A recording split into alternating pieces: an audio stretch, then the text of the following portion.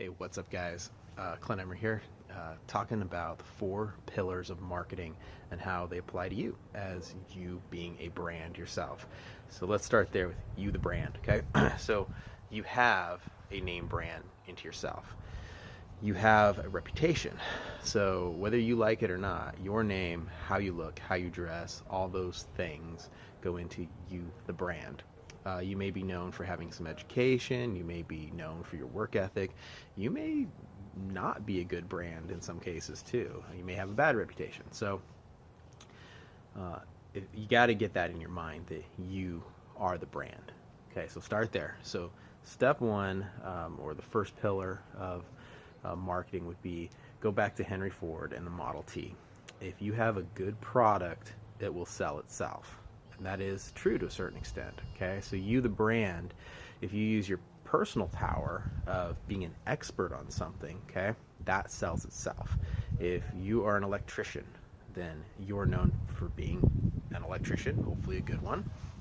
But that's one of your major pillars, is you need to be an expert on something. Have a trade, be able to trade your skills with others, earn money. Money is just a form of stored value. So money is just a stand-in for trading something. Okay.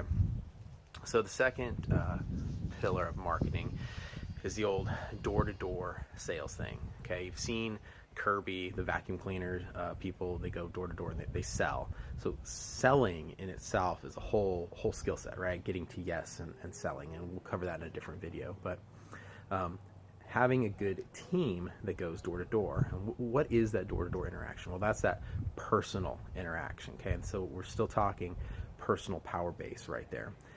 If you want to get a better job, you're going to have to go out and ask for that better job. You got to go out and audition. If you want something to happen, you essentially have to knock on those doors. They're not going to just open for you. So that leads us to our third pillar, and that's going to be the whole Burma Shave campaign from back in the day, where you're driving down the freeway and you see a sign, and then another sign, and then another sign, and all those signs add up to make a sentence.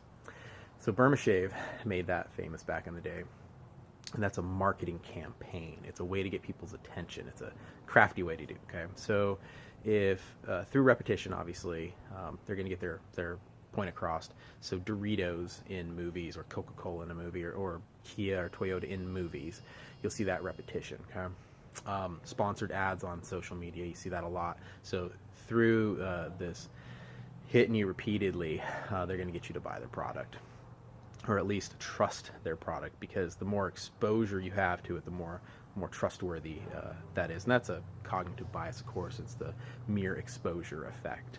But it's certainly important. So the more that people have positive interactions with you, the brand, the more they're going to like you. And if they have a negative interaction, you're going to have a ton of positive interactions to overcome that one negative interaction. Same thing with brand. If you bought some Doritos and they were, you found something weird in it, like a rat or something, you're probably never going to buy Doritos again. It doesn't matter you personally how much that company puts them in movies or advertise them or puts them at the cash registers. Okay, now why would Doritos be at the cash register? Well, this is our fourth pillar, and that's the relationship marketing. Certain companies pay to have their products put up front in stores. So some stores you'll see Monster energy drinks, some you'll see Rockstar energy drinks, some are Coca-Cola, some are Pepsi. Go to McDonald's or Burger King. One's going to be Coke, one's going to be Pepsi. Another, that's a co-branding sort of thing, okay?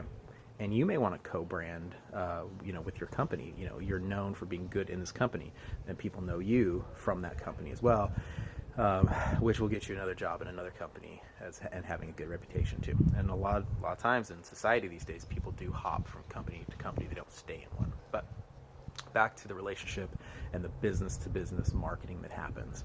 Like Toyota, for instance, on the assembly line, there's a rep from the windshield manufacturer. So when they're putting those windshields in, they're looking for how they fit together. Are they, are there any problems with them? It goes back to the Japanese idea of Kaizen and a commitment to continual improvement.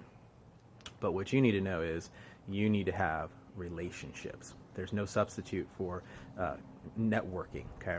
So it's not just knocking on doors. It's about really being invested into an organization and a company.